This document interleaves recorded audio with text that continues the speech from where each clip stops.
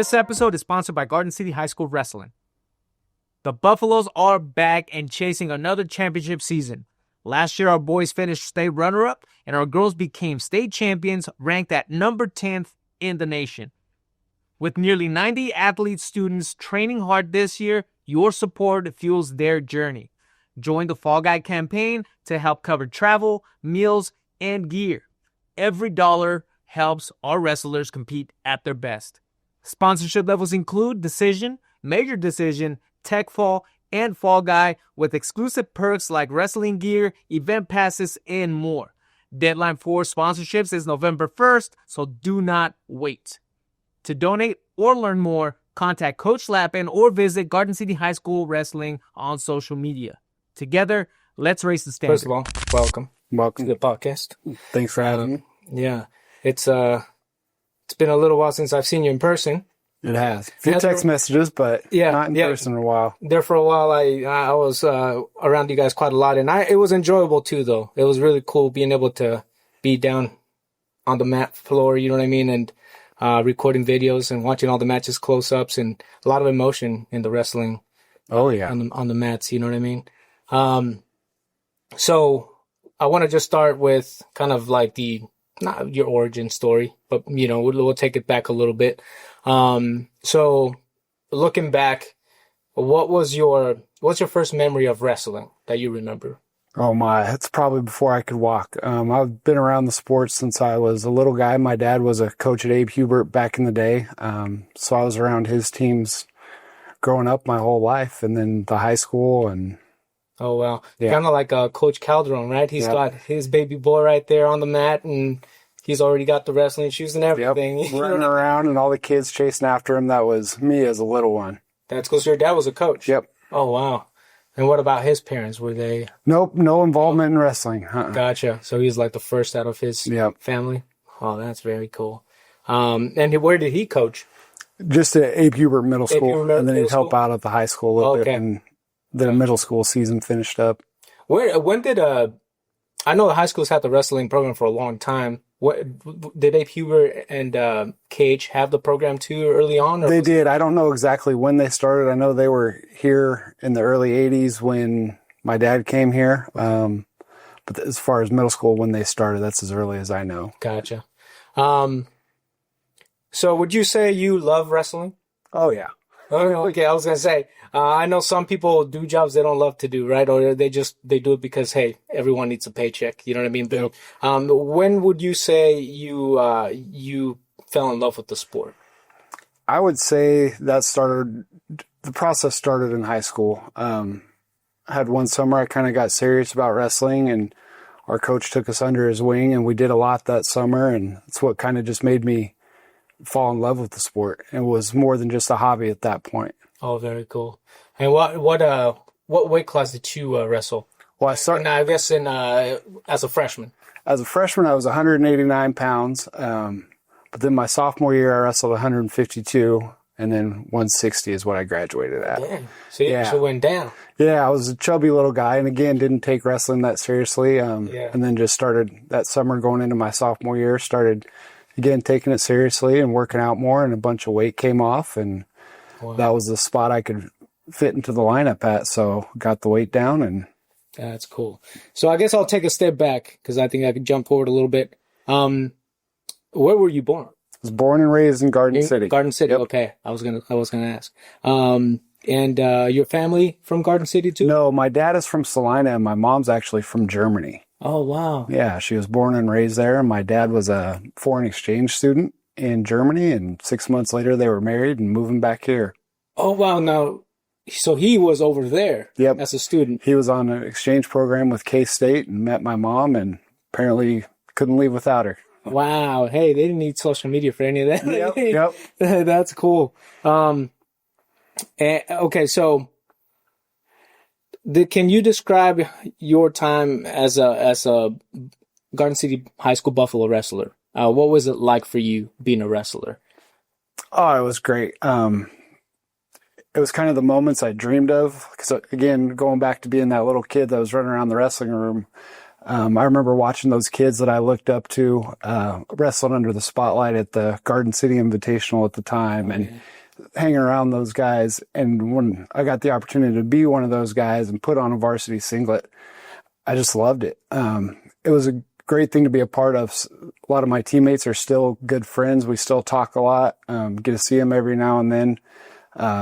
So it's the bonds that make the sport super special. And I think for some reason, the bonds are just a little different than other sports. Oh yeah, for sure. Yeah, I can attest to that.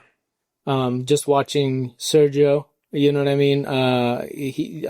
Evan too, and even Adriel, because Sergio kind of took Adriel under his wing, you know, especially his senior year. The connection that those boys and the girls have a crazy connection too. But just the connection that the wrestlers have with each other is crazy. Oh, absolutely. You know, and two, I think that they take that to adulthood later on. I mean, it's one of the, I would say, the hardest sport in my opinion. Mm-hmm. You know, to me, it is the hardest sport, in high school. And I think that alone, like struggling together, having to make weight, you know what I mean? The discipline, the hard work, the workouts. I mean, all that stuff is intense. You know, to the point where like us parents that we can't keep up, you know what I mean? We can't keep up with that stuff, but just, you know, being able to see them, on the mat and seeing everything that happens behind the scenes, because I think a lot of people, they see these kids in shape, you know, they see them walking around, you know, they see them all pumped up, but there's a lot that happens behind the scenes that nobody sees. Yep. All the work and special dieting, the extra miles on the treadmill or the road to get down to weight.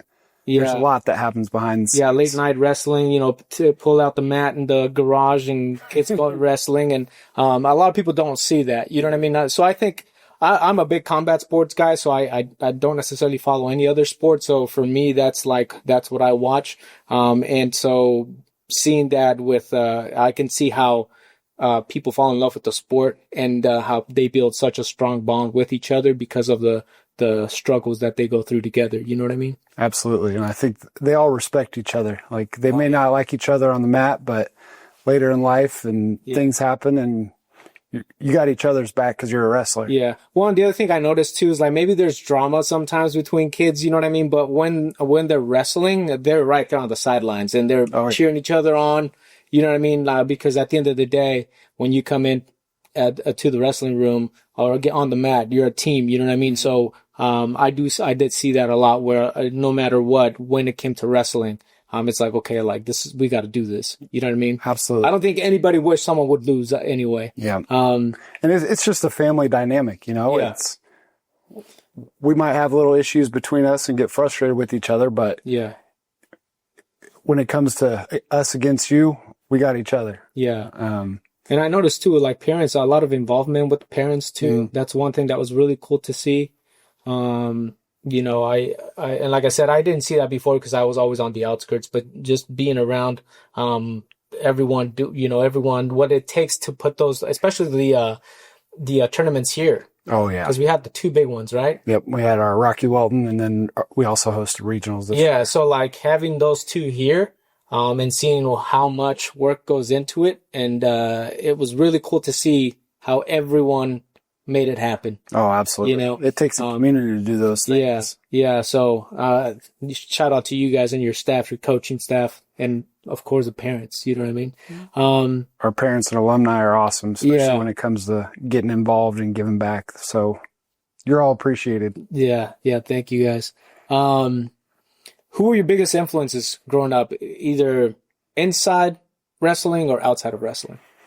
I think one of my big influences was my high school coach, Coach Segovia. Again, he kind of took us under his wing, and spent a lot of time with us and tried to instill some values and teach us wrestling. And, you know,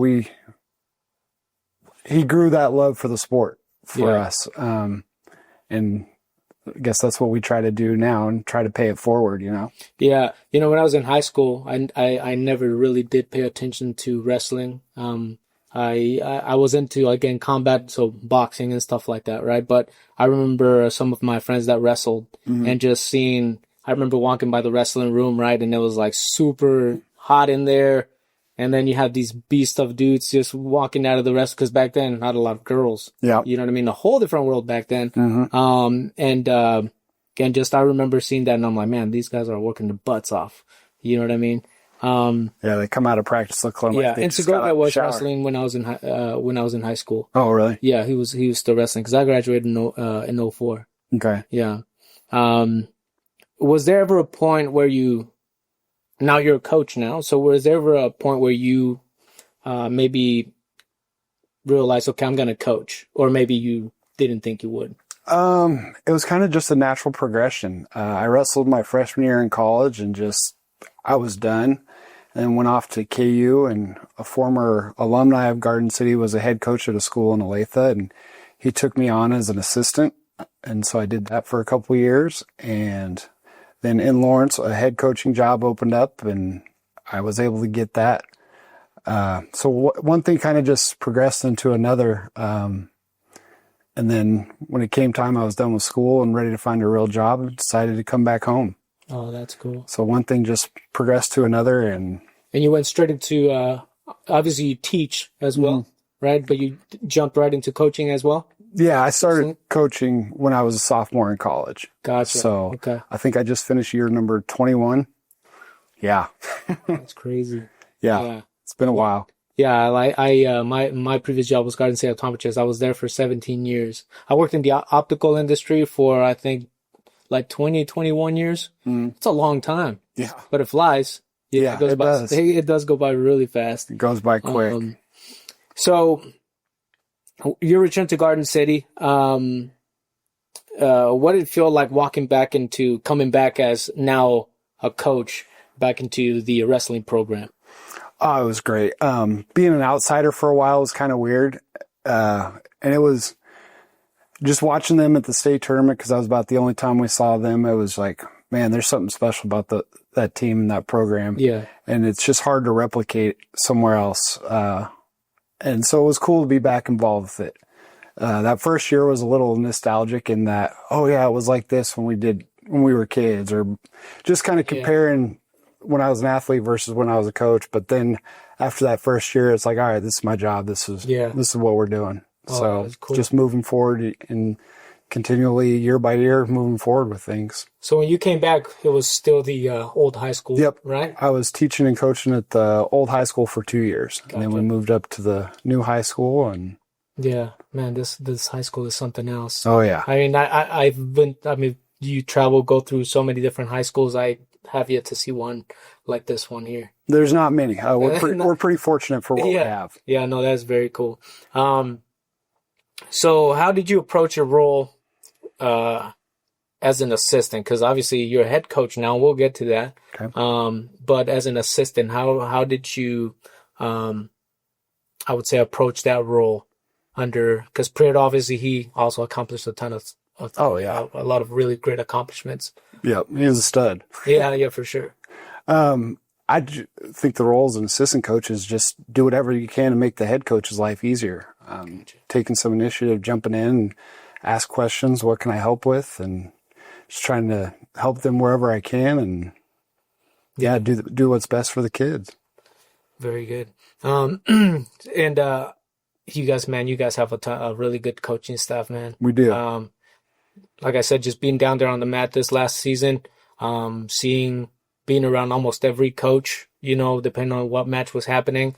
But just seeing you guys, go back and forth between one match and the next. And I remember at the Kansas City Stampede, it was so hard to keep track of where to go.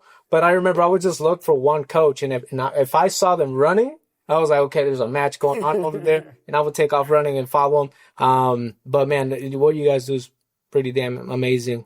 Well, thank you. If you can't tell, we like what we do. We enjoy the competition, and the Stampede is especially brutal because there's a lot of running and moving in that tournament. Yeah, and I will say, I got to sit down with Coach Calderon. I did a photo shoot with him, and I also helped with the Real Leaders podcast that he was on. Mm-hmm. One thing that amazes me is when I'm watching the matches, I don't really know like I said, I'm just a spectator, right? I'm watching you guys work. I'm watching the kids wrestle. But it was, I sat down with him and he, he was talking about his work. He's a highway patrolman. And there's a high speed chase that he got into, right?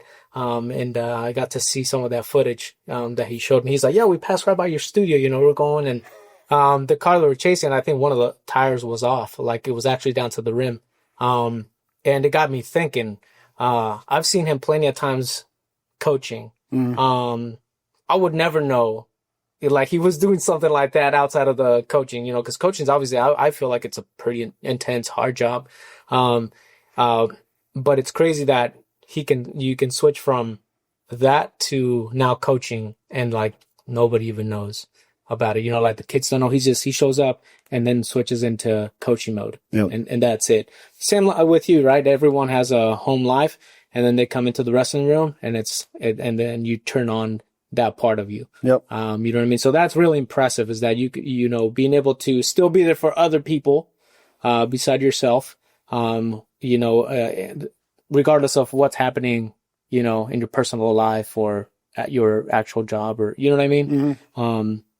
So that was something that I just wanted to mention. It's something that I feel a lot of people miss out, that don't see is that you guys are human too, because you get a lot of times parents are not, they do get a little dramatic sometimes.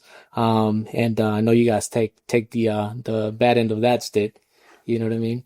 Yeah, that part's not fun, but yeah, I think we all just do the best we can and show up every day for the kids because we love them and we want what's best for them. Yeah, so. No, and I see the connection between the kids and you guys too. I think they respect your guys' opinion. They respect what you guys are doing. And they definitely hold it. Sometimes they respect you a little more than they do the parents. Yep. You know what I mean? And it's like, hey, I'm talking now. It's my house. So, what did you learn about leadership before you ever had a title? Because you obviously, last year was a huge year. But you've had titles before, I guess, because you were under, Prieto as a head coach. But, now with you as the head coach, I would say what did you learn before you were head coach? Oh, I spent, and I'll backtrack a little bit. I kind of told you that I spent some time as a head coach at one of the high schools in Lawrence. I wasn't ready to be a head coach by any means.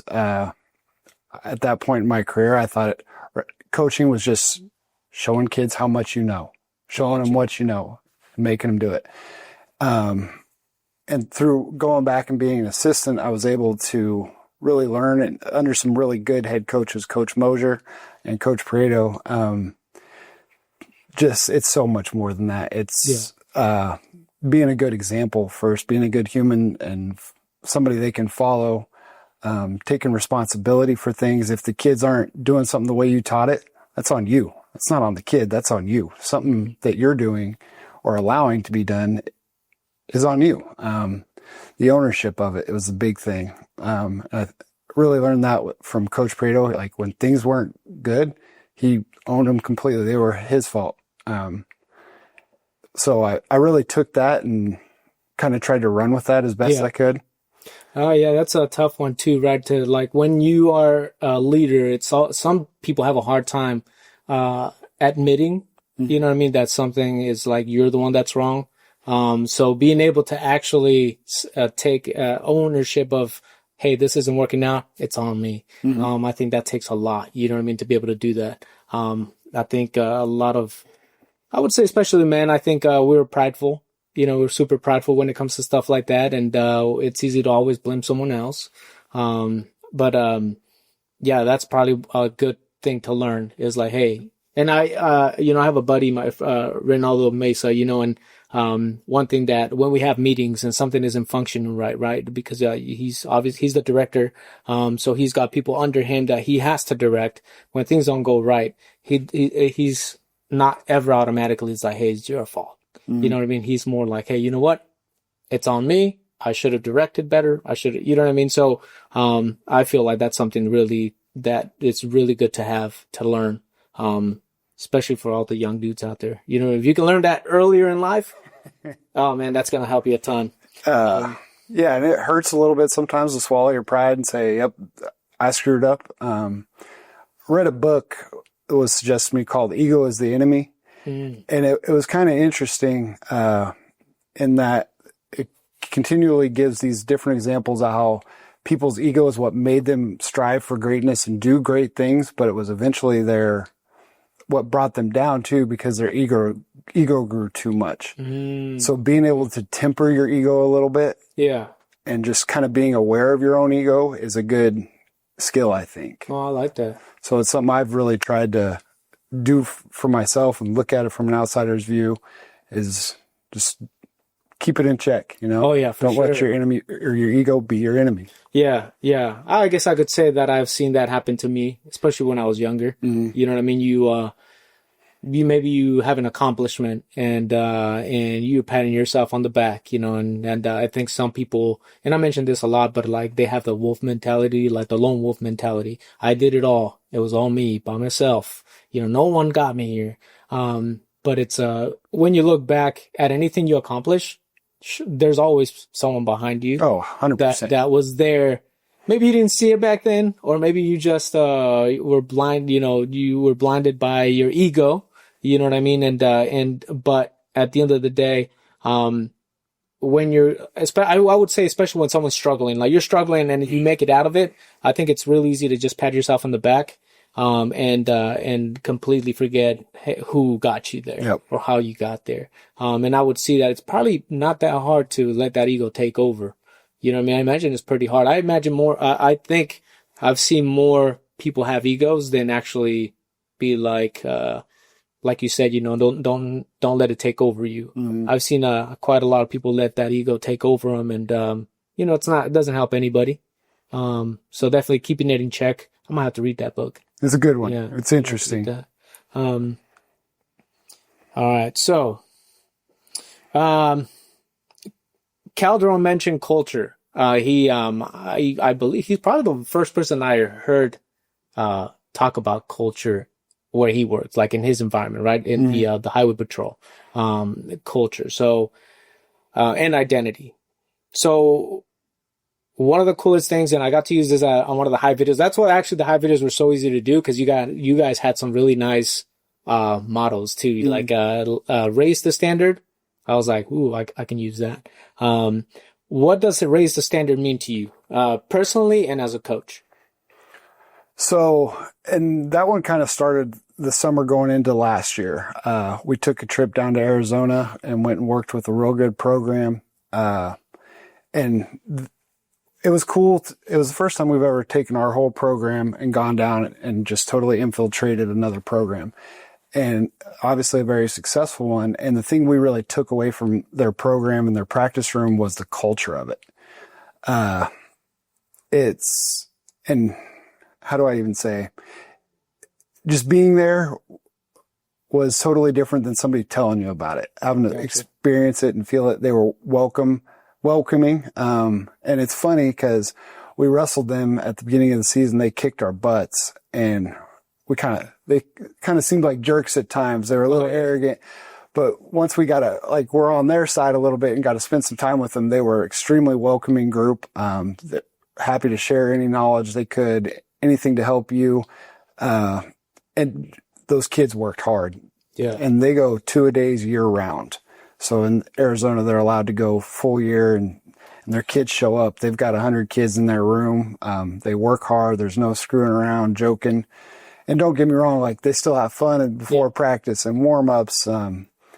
But when it's work time, it's work. So that was where we really saw it. And then we sat around one night while we were there and around the fire and just ended up in a conversation. So like, guys, what do you want to take from this trip? And everybody kept talking about, well, I think we got to raise what we can do. And everyone kept saying raise, like, and what we allow has got to be raised, you know? Gotcha. So we just came up with raise the standard from there. And that just meant we're doing better in everything we do, not just in wrestling, but on the school side, how we're acting outside of school. Yeah. Raising your own standard, really. Yeah, no, and I will say that we notice a huge difference. I mean, Karen and I had conversations over and over about like, wow, this is way different than the previous year. You know what I mean? So I would say that you guys took that and actually raised the standard, like you actually did, because it was noticeable on the mat, and it was also noticeable outside. So when I saw that, I was like, that's really cool. That's really good for merchandise too. You know? Yeah, nice merch. Makes a good slogan. But again, it's not us. Yeah.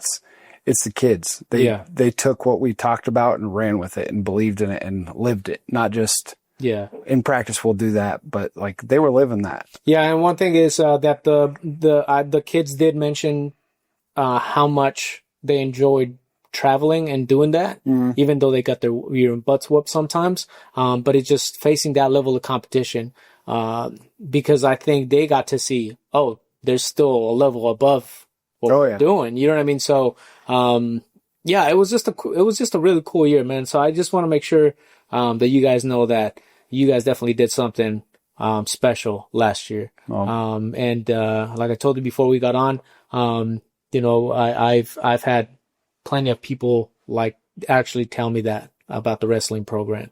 Saying like, hey, wow, this year's been crazy. To the point where I was like, and I'll ask you this, there's a rumor going around that the college. I've been hearing that rumor too. Okay. With the girls. I haven't heard anything concrete, but. Okay. So it's funny because when I heard that, and it's from people from the college, I can't say any names, but when I heard that, I was like, it makes sense. Like, especially after last year, I was like, man, I think they would benefit so much from. Oh, absolutely. Well, and actually, even athletes from high school would benefit from that, right? Because if they have a wrestling program, if they were to have one here, I mean, I think some kids would continue wrestling. Oh, 100%. Where would have, because I feel like sometimes maybe kids, because they move to a different school, they go to college somewhere else, or maybe they go to the JUCO, and, how many of them would have continued wrestling if we had a program? Oh, I think there'd be a lot. You know what I mean? So I'm keeping my fingers crossed. Yeah. And at the rate women's wrestling is growing, it's coming huge. quick. I mean, I've watched like so much content about girls wrestling. I mean, there's really a reason why wrestling is actually popular right now too, and a lot of it has to do with the girls. You know what I mean? So, like I said, I'm keeping my fingers crossed on that one. The other thing that I liked was lucha. The shirts. I mean, obviously, I know what the word means, but just the shirts alone. Where did that come from, and how did the team respond to that theme? That's another thing we stole from Sunnyside. They had a T-shirt like that, and their clientele is much like ours, largely Hispanic. Yeah. And I remember talking to their coach, Coach Leone, and he's like, "Well, we told our kids a team from Garden City was coming in from Kansas, and they were expecting a bunch of white kids, and you guys showed up and looked just like them, so they were happy." Oh, that's funny. And it was just something that fit our program. When we saw those shirts, it's like, that fits Garden City Wrestling. So yeah, no, for sure. And we stole it, and the kids liked it, and they became pretty popular shirts. Yeah, no, 100%. Yeah, when I saw those, I was like, man, those are epic shirts. Yeah. I know Karen bought like the long sleeves. We bought the, I think a couple hoodies and even the short sleeve ones. We even got Gael one, the little one. You know what I mean? He even got to wear those, but those were on point, man. Well, I'm pretty sure we enjoyed those. Yeah, got a lot of. Are we got to use them this year, or yeah? We'll use it a little differently, but that's cool. It'll be pretty similar. So how do you build trust and culture across both boys and girls? Completely different, I would say. Completely different groups. I guess I noticed it a little bit too, because the girls are really all about like, boys cheer themselves on too, and they cheer each other on. But the girls do it a whole different way. You know what I mean? Yeah. And so how do you build the culture across both teams? I think a lot of that's just happens naturally. Yeah. We spend a lot of time together. Mm-hmm. Again, you talked about a road trip. That Sunnyside trip was 14 hours Yeah. one way. We do a lot of work in the summer, obviously our wrestling workouts, but we do a lot of stuff within the community to raise funds. Just spending that much time together kind of makes bonds and doing things together. And I think having a common interest in the sport of wrestling really bonds it. But we talk a lot about it with supporting each other and being a team and not just worrying about yourself. And I think, again, the biggest thing is relationships. You talk about trust. If I don't have a relationship with that kid, they're not going to trust me. Yeah, for sure. So just spending time talking to the kids. I mean, even about nothing or just their own life. Yeah. And getting to know them. So Yeah. I think that's the biggest thing. Yeah, no, and I will say, all the coaches, you guys all have the same goal, right? You guys have the same goal, and I believe that every one of you guys cares for the kids, right? So I think that alone makes it that way. And you guys work so well together too. If I was out at a girls tournament, it'd be the same as the boys. You know what I mean? Everyone is the same. So that was really nice to see. And now I kind of understand the culture part of it. Because, some people think the word culture and they think of something else like, the Mexican culture or, you know what I mean? But the culture that actually takes place within the sport of wrestling, it's really cool to see. And again, I'm just, I'm so, it was really cool to be part of that. I can't say that I'm proud because I'm not on the mat, you know what I mean? But it was really cool to see that and see the kids do that. Cause even with Evan, it was, last year it was a huge difference, for him mentally, and the way that he took on wrestling. So I just saw a change in everyone. And it was really cool, kind of a refreshing thing to see as a parent. Because a lot of people keep their kids from wrestling because it's like, they think, oh my God, that sport's too rough, especially with girls. So I'm really glad that it's becoming a thing because I think for a long time, obviously when girls had to wrestle boys, that was a little crazy. Yeah. But I love the way the direction the sport is going. So what does a good day in the wrestling room look for you guys? A good day in the wrestling room. What does that look like? Because obviously you have bad days. Most of them, I imagine more bad days, but what does a good day look for you guys? I'd say it starts, kids come in, just shoot the breeze a little bit before practice. We have a little fun and warm up, some jokes, some laughs, and kids work their tails off. And we sit around at the end and shoot the breeze some more and go home for the day. And everybody feels good and is exhausted, but feels good about what they accomplished. And they learned a little bit. Yeah. Yeah, no, and I, again, seeing your guys' interactions with the kids, the stories they tell about you guys at home. You know what I mean? I don't know if I want to hear all that. No, I mean, they've always been good stories. You know what I mean? Yeah, sometimes they're like, oh my God, they pushed me too hard or something like that. But for the most part, we know that when the kids go to practice, you know what I mean? And, some kids don't want to get up for practice, but we make them go to practice. And when they end up going to practice, they always come back better. Yep. And then they take a big old nap. You know what I mean? After such a grueling practice. And I do want to touch on, a big aspect that you guys, took on when it came to wrestling. That was the mental part of it. If you want to support the Buffs and get some help around the house, you can rent the high school wrestling team. The team takes on moving jobs, yard work, cleaning out houses, laying sod, and more, all to help fund their season. Or become part of the tradition through the Fall Guy campaign. Your donation helps with travel, hotels, and training for our championship program. Or become part of the tradition through the Fall Guy campaign. Your donation helps with travel, hotels, and training for our championship program. Two great ways to back our wrestlers: donate through the Fall Guy campaign or hire the team for your next project. Call Coach Lappin at 620-640-0981 to give or schedule a job today. Garden City Wrestling, building champions on and off the mat. And now, back to the show. Cool. So let's championship season. So last year was it was not only a great year for you guys, for the boys, for the girls. coaching staff of school. But even as a parent, man, it was really cool to see, and fortunate enough to make it to a lot of the tournaments. You know what I mean? Because I know a lot of parents don't see that. And man, I guess they will never know. But it's if you can, as a parent, go to wrestling matches, man, do it. You know what I mean? Because it's just a whole different experience. I go to football games, basketball games. Don't get me wrong, football games get really exciting too. And volleyball, I'm doing a high video for the Cimarron volleyball team, and they get into some crazy action too.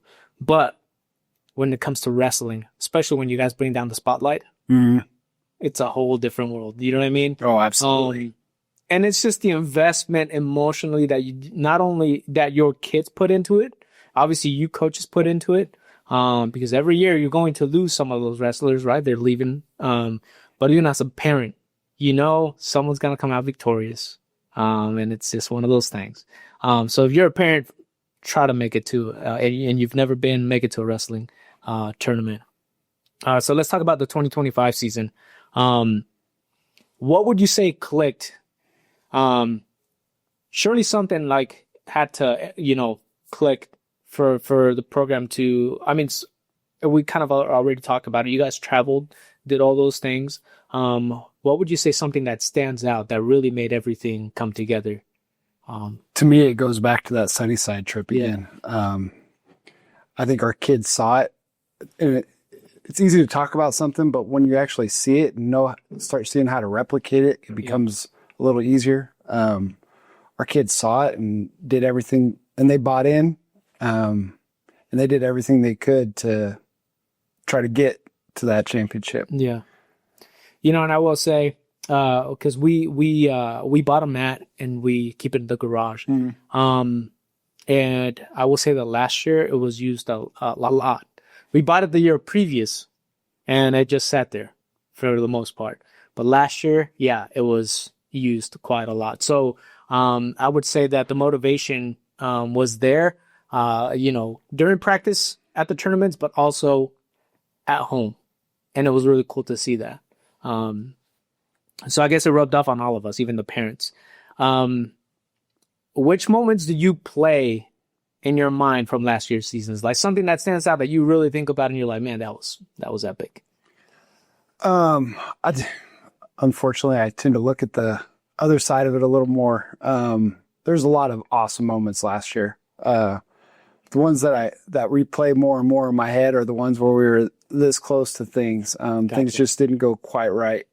Those are the ones that stick with you and kind of wake you up in the middle of the night every now and then. So, but I guess that's a good thing, right? Because now okay, this is something that happened that we can try to avoid this season or things like that. So, no, that makes sense. Yeah, you got to learn from those things. If you just forgot them and moved on, you wouldn't learn and wouldn't keep progressing. Yeah. And one cool thing about that is that you still have some of those kids that were, wrestled last year that they get to actually work with you on fixing those things too. So that's neat. Can you take us inside the wrestling room before a big duel? Last year you had two big ones here at home. One was the Dodge and the Liberal. Yeah, I'd say that was. I think those were two. I think. Yeah. Obviously, those are big for the kids, right? Especially the Dodge one. The Dodge is always a big one. Do you guys do anything different? No. Something we really talked about with our mindset stuff was don't make matches special. Gotcha. You make them special. You put them on a pedestal. You put more pressure on yourself. And a lot of times it's hard to perform under that pressure. So we just try to stick with our routines and do what we know how to do and just do that. But, you walk into that practice room while the kids are warming up, you can feel the energy. Your heart's pumping a little bit. The music's up a little bit louder. And it's just a cool feeling to walk in. And in those moments, you don't have to say a whole lot. The kids are ready. They want to do, they know what to do. They know how to do it. Yeah. They've been doing it all year. So yeah, that makes sense. But see, that's coming so that question comes from a spectator mode, right? So in someone that sees you as, like most of us would assume, you make it a big deal. Because when the matches are going on, it seems like it's a huge deal. Right? Oh yeah. And so I guess that's something that comes from like spectator. But I guess you see it in a lot of combat sports. Like if you watch boxing or MMA, UFC, you'll see where the fighters they're like, no, it's another day.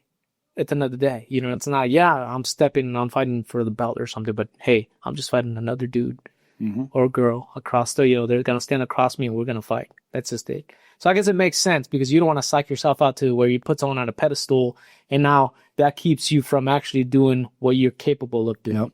Or you get gun shy. You know what I mean? I always wonder too, some wrestlers like looking at the competition, like, so who they're going to wrestle. And I notice others don't even care about it. They're just like, hey, I'm just going to show up and wrestle. Yep. But I did notice sometimes, like conversations in my house where it was like, oh my God, I'm going to be fighting this guy. And he's a champion, 2-time champ. You know what I mean? And yeah, you're already putting him up there. You know what I mean? And I would say that I would think that most of the time that would affect you, the way you're going to perform because now you're talking them up more than yourself. You know what I mean? Essentially, you're putting yourself down. Yeah. We try to really put more focus on yourself because you can only control yourself and how you perform. So focusing a lot on, your own performance versus winning a match. Yeah. Wins and losses aren't as important. It's just how you compete. Are you attacking? Are you scoring points to the end? Those little things go a long ways. Yeah, and I did notice some with Sergio. It's like some matches he would say, you know what, I'll be able to try things with this kid. I'll be able to try moves that maybe I'm not necessarily that good at yet, but I'll be able to try it with him. And then others, it's like, okay, I got to be locked in. So it's interesting to see that.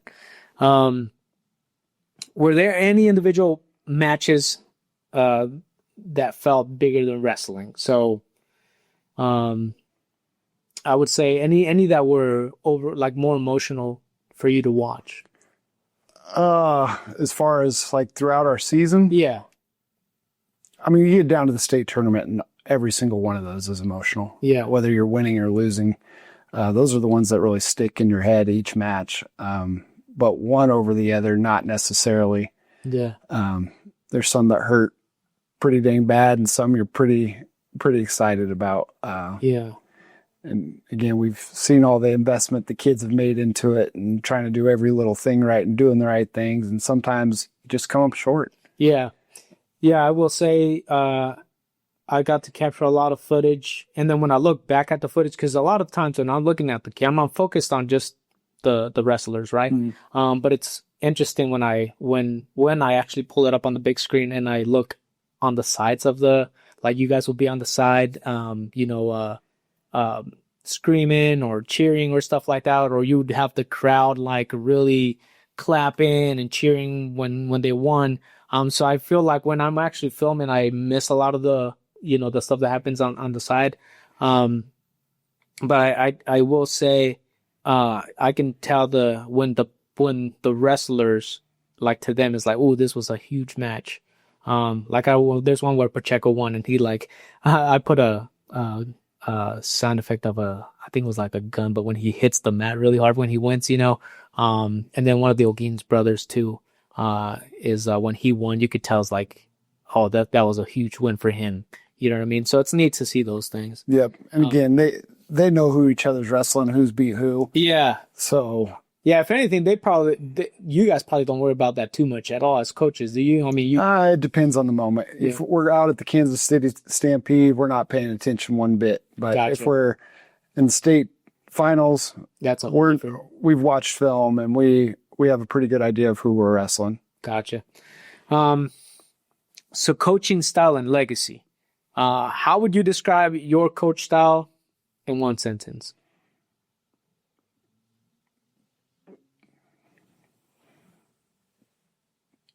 Just loves the kids. Gotcha.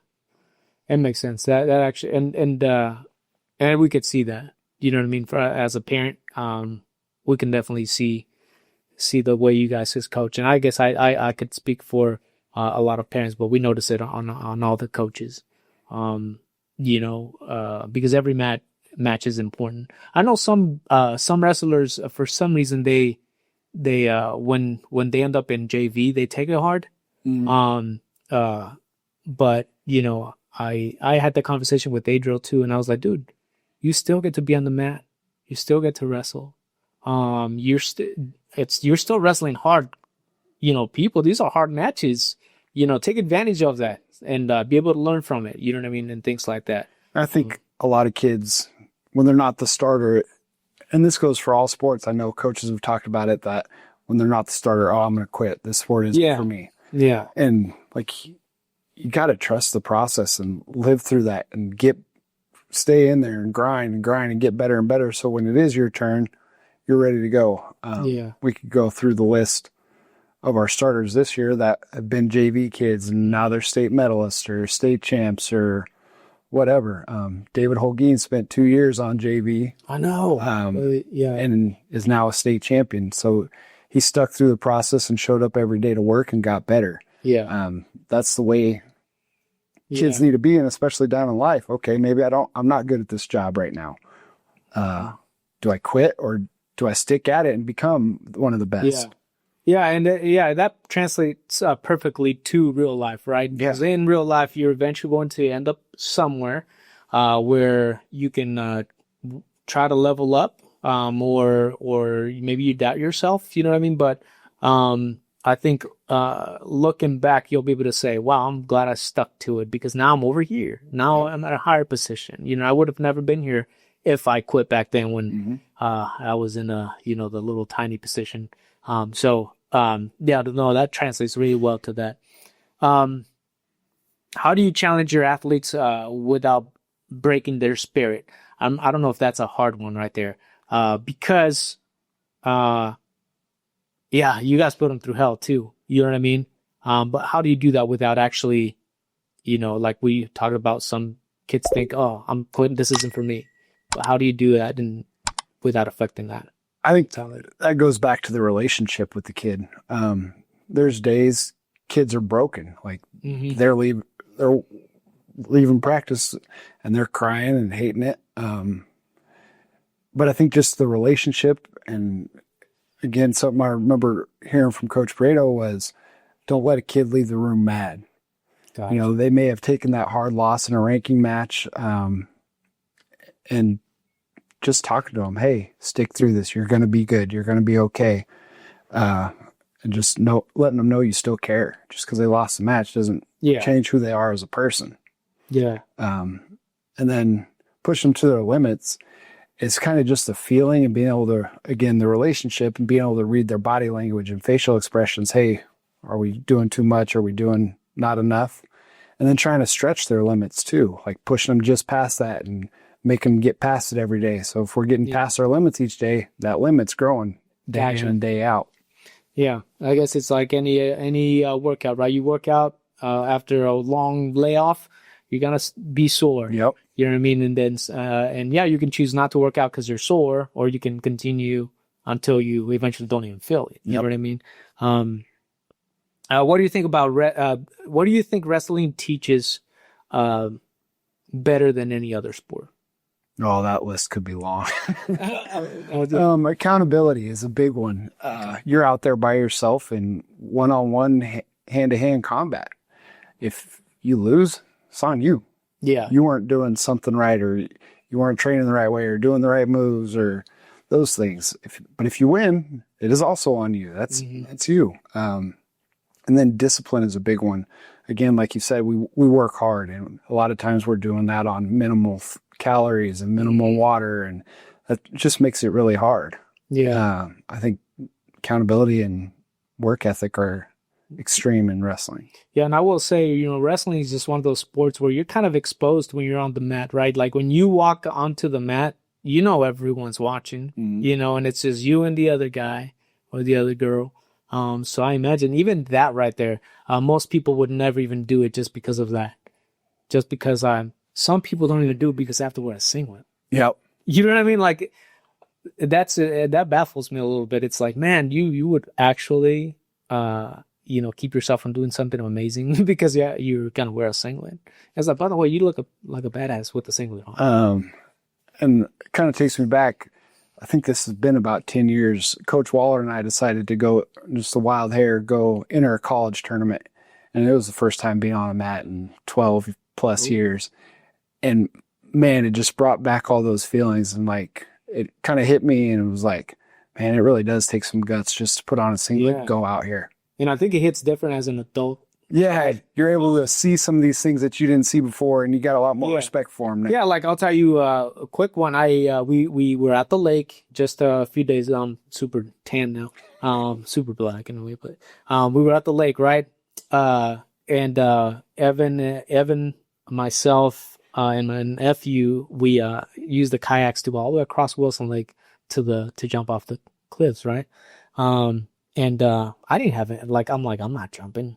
No one told me to jump, right? But I was like, I'm not jumping. It's just for the kids.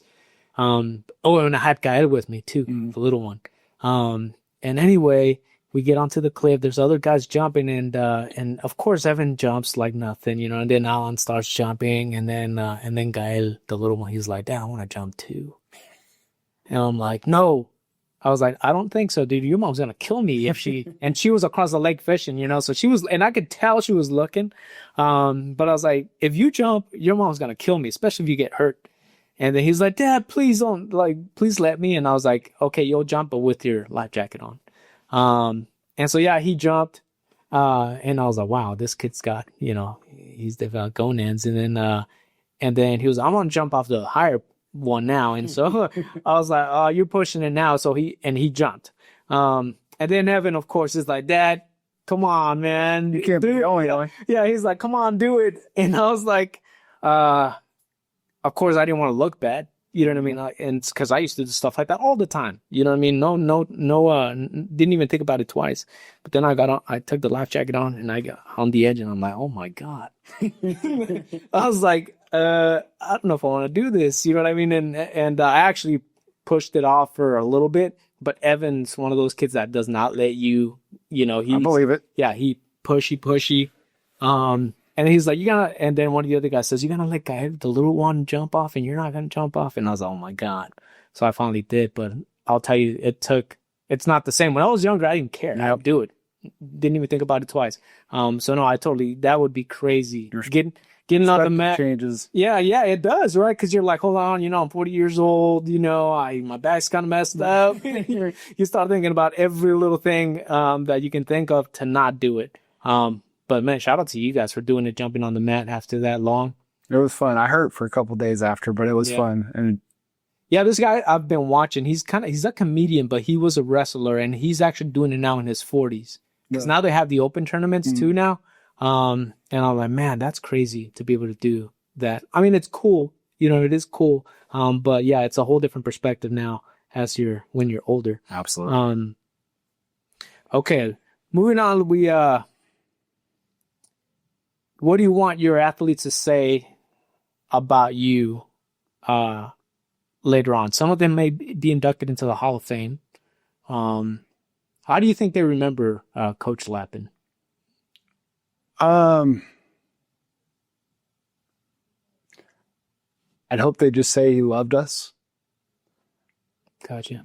That's about it. And I've already heard some of them say that now, in conversation, so I'm sure you'll have plenty say that for sure. I remember, and this was, 3 or 4 years ago, I think one of the 90s teams was back for the Hall of Fame induction, and we were hanging out after it was all done, just kind of shooting the breeze, and just my own curiosity, I was like, and they were all telling stories about Coach Welton, and I was like, all right, guys, what made him so special? And they all just looked at me like I'm stupid. Ooh. And in unison, they're just like, because he loved us. Wow. It doesn't get much better than that. Yeah. And that's kind of, that's really stuck with me. Yeah. And so try to just, be that guy for them. Yeah. No, that makes sense. It makes a lot of sense. I don't think anything can beat that. Yep. So, family and community, who has been the biggest supporter behind the scenes for you? Oh, I'd say my wife. Yeah. I mean, she's always on my side in every situation I tell her about. She supports me. And again, we spend a lot of time away from home.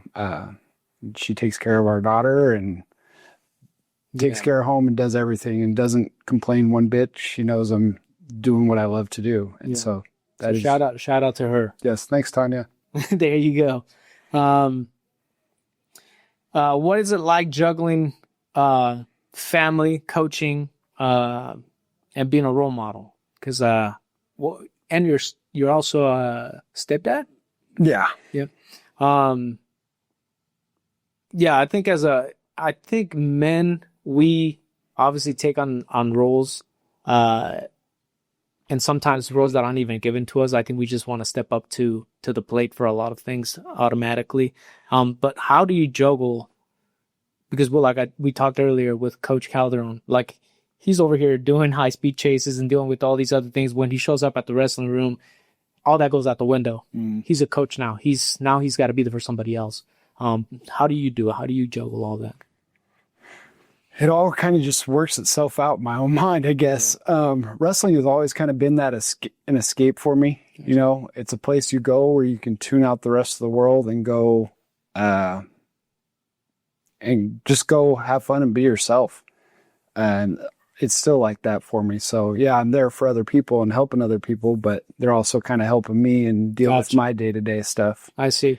Yeah, no, I could see how, you know, you're helping other people, but by you doing so, I think that also kind of helps you as a person. You know what I mean? I think it was one of the reasons why I started working with real men, real leaders. Not that what I was doing wasn't necessarily meaningful, but I needed to feel that I was doing something for something bigger. You know what I mean? And so being able to help an organization that is all about helping young boys, you know, with everything, mental health, community service, putting yourself, you know, putting other people first. It just gives you it just makes you feel good. You know what I mean? And it does help, for my own character. You know, it helps me grow. It helps me, know that, hey, you know what? I'm helping others. And, it's not even for me. It's not even about me. You know what I mean? So I can see how that works for you as well. What about the community? Garden City, obviously you were born here. Mm-hmm. A lot of people run away from Garden, right? Like a lot of people, when I first moved here, I moved here from Delano, California, ended up in Garden City. Everyone was like, what the hell are you doing? You know what I mean? But to me, when I moved here, I was like, whoa, this is actually pretty cool. I was away from gangs. I knew, you know, I think I got jumped. The first time I got jumped was in 5th grade. Okay. And that was crazy because even back then I thought these little kids seemed like monsters. You know what I mean? But so when I moved here, I was like, wow, this is a whole different world. And so you've been here for quite a long time. How do you feel about the community here in Garden City and how it's actually helped your journey? I love Garden City. And I was kind of like a lot of other people, when I graduated high school, I was ready to get out of Garden. I'm never coming back here, and went out and experienced some different places and had a little different perspective. And I like Garden City. So it was great to come home and just be home. This DC is home. Yeah. I will say it's hard for me to imagine ever, leaving Garden. Because I think I've had so many opportunities here. Most of my growth happened here. And two, I've only been here, if you think about it, like 23 years. You know what I mean? Really? In Garden, yeah, because I moved here when I was 16. So yeah. So I've been here, so I'm not tired of Garden yet. You know what I mean? I'm still pretty good. So we're gonna go into kind of what's next. So, what's your vision for the wrestling program in the next 5 years? Next 5 years? Well, hopefully we have a couple more state championships under our belt. And yeah, just continually raising what we're doing. Trying to just keep growing and growing. And just having, I'd say, more numbers that are fully invested. Mm-hmm. You know, we've got a core group of kids that have been with us all summer and working hard, but it'd be nice to grow that number a little bigger. Yeah. I know last year you guys started with a lot of people. Yep. Yeah, we started with over 120 kids at the beginning of the season. And they just kind of... Yep. And we've always had that attrition. We start pretty high and kind of lower, but last year was a lot. Yeah. But just have more of them stick it out, I guess. Gotcha. What kind of athlete are you hoping to recruit and develop here? I guess this is a good segue to kind of putting the program out there for kids that are maybe thinking about it. Maybe they're on the fence about doing wrestling. And like I mentioned earlier, some boys are like, there's no way I'm putting on a singlet, right? That's one little tiny thing that keeps them from doing it. But what would you say to a young boy or girl that's on the fence about joining wrestling? I'd say come try it. You never know how great or what you can learn from experience until you try it. Maybe you try it and it's just not for you, and that's okay because we have a lot of those. But you don't want to look back in 10, 20 years and say, man, I wish I should have done that. Yeah, like I think one of those things is prom, right? Some people look back and they never went to prom, but I will say if you can learn that as a young person is to try things.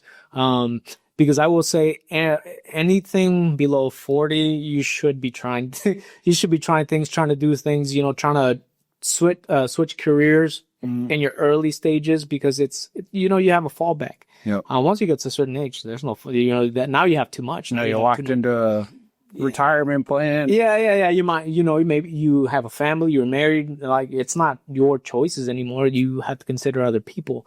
But if you're young and you're on the fence about doing stuff like that, definitely do it. Well, that's one of the reasons I love working with Roman Road leaders too, is because a lot of the young boys that we work with, they wouldn't be exposed to a lot of things they're exposed to, right? We take them hunting. That's one big one. A lot of people don't even do outdoor stuff.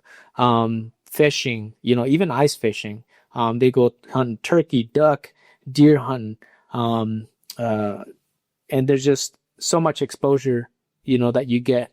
And so it's nice to be able to try a lot of these things when you're younger. What would you say to a parent?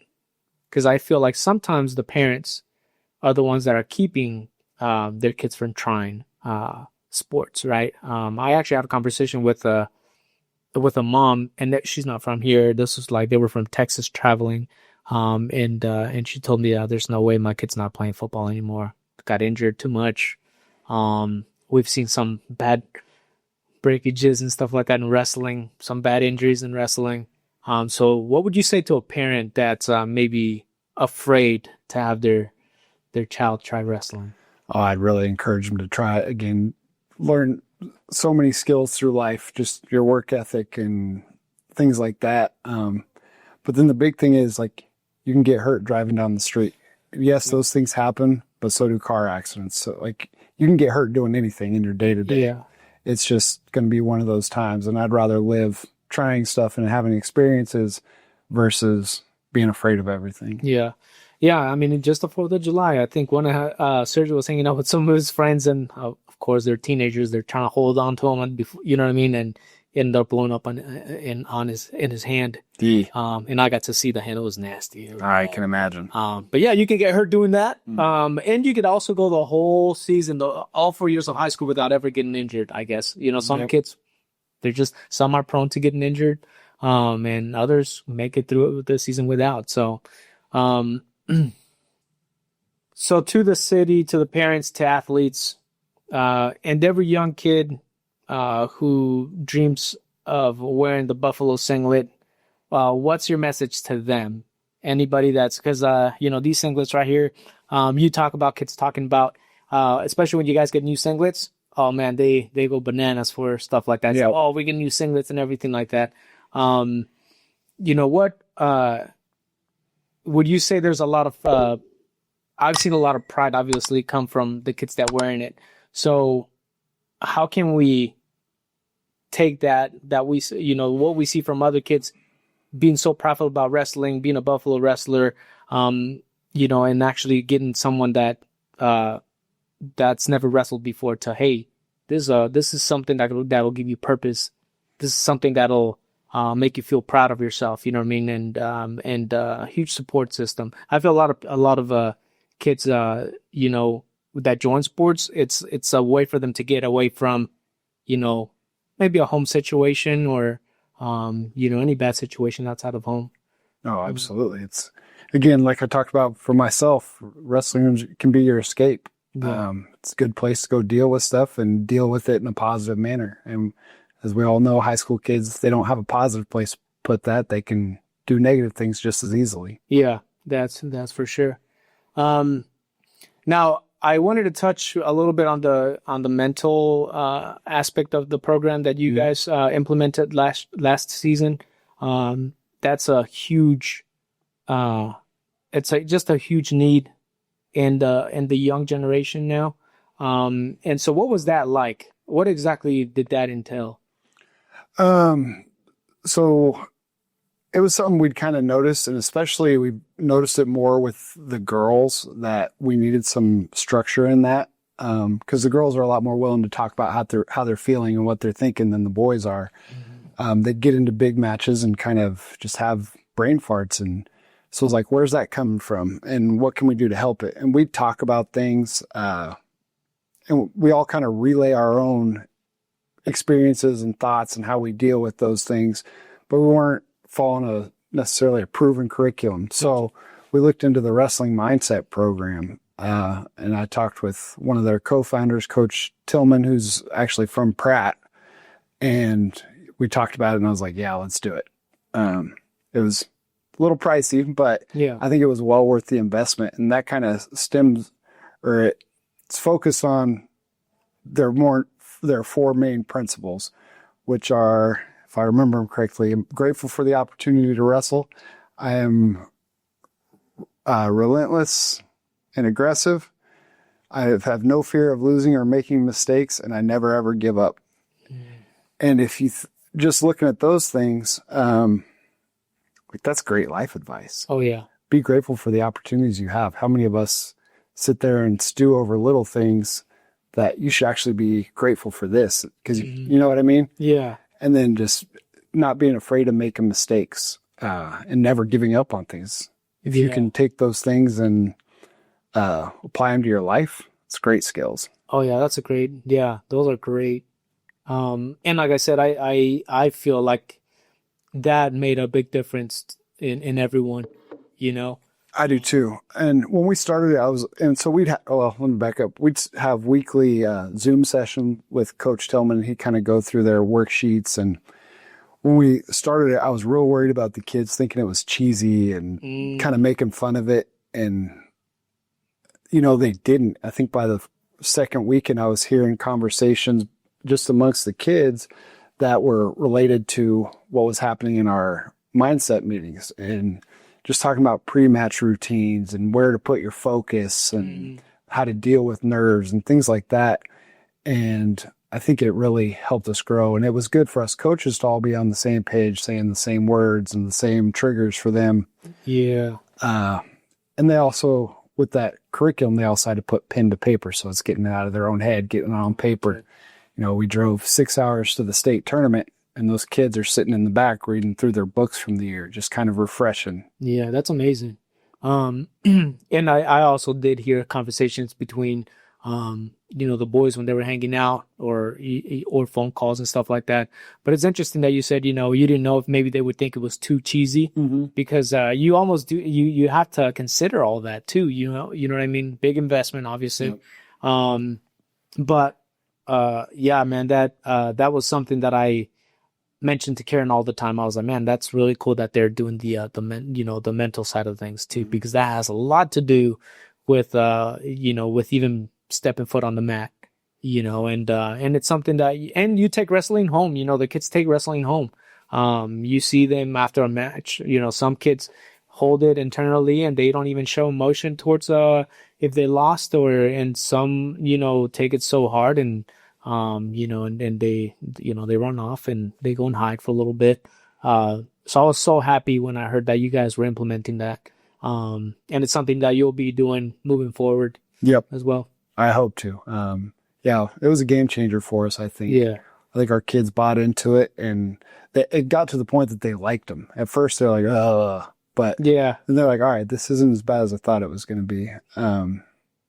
Yeah, can't say enough good stuff about it. It was great for us. So I guess I would say that you guys had a lot of changes, right? Last year, a lot of changes. You becoming head coach and everything. From that, new AD too, right? We have the Matt Byer, new athletic director. He's doing an amazing job. He is. He's doing great. Yeah, and man, I'm really happy with the direction that the high school athletics is going.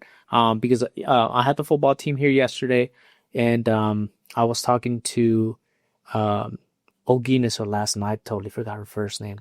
Mom? Yeah. Carity? Yeah.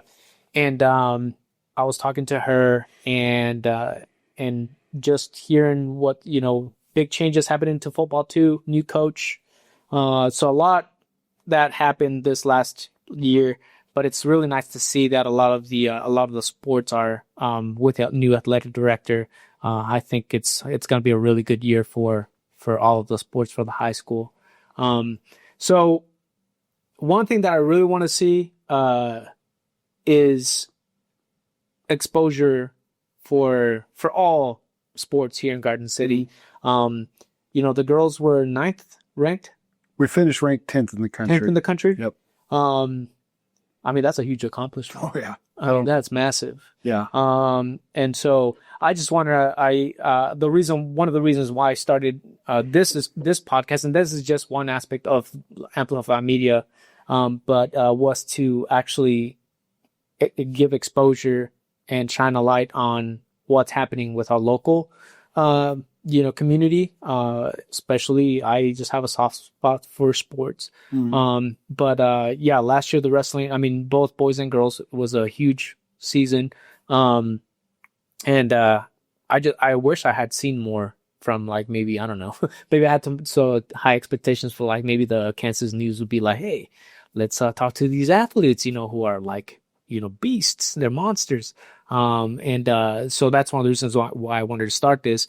But what would you say is a good way for the community to support the wrestling program? Because I know one thing you guys have been doing is working your butts off with helping people move and doing a lot of physical labor. So I guess you can talk about that and what you guys do with that, and then maybe we can touch on other things. Okay.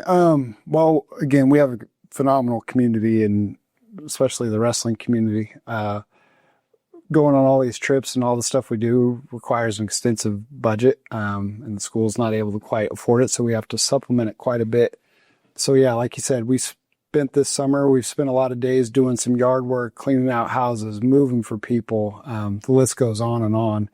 We've done quite a bit, and people have supported us, which we truly appreciate it. And then once we get into our season, we'll have our takedown club is our booster club. Yeah. And they run a fall guy campaign in the, usually right before we get kicked off, which we take sponsorships for. And with that, people get some gear, tickets to all our home events, and we'll get that out hopefully October, November. Gotcha. So if someone is in need of maybe getting some help moving or cleanups or stuff like that, how do they get a hold of? Just get a hold of me by our email or Facebook or cell phone number, and we'll try to get you taken care of. Perfect.